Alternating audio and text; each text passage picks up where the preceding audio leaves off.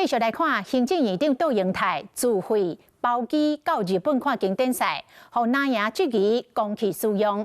南洋進一步來指出，講迄個租車收據面頂的大成國際公司已經標示為永久停業，嘛講這個包機的介紹有違法的疑慮。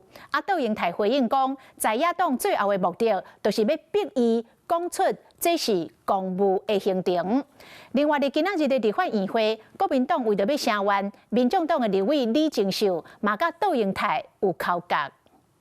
立法院獨立在中華民國之外嗎？身為院長，你不用跟我講這個。國民黨立委馬文君替補國籍爭議的民眾黨立委李正秀感覺真委屈，罵執政黨處理方式無同理心。行政院長杜英泰回擊，任何人攏要遵守國家法律，不離近南洋又閣來擊包飛龍機的單機。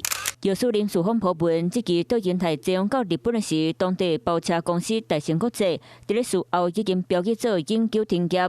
包含國民黨政府發言人陳輝嘛認為包飛龍機的介紹有違法的記錄。最近這幾天，很多人打電話到這家日本，打電話到日本在這家公司去問東問西，那造成公司也相當的困難。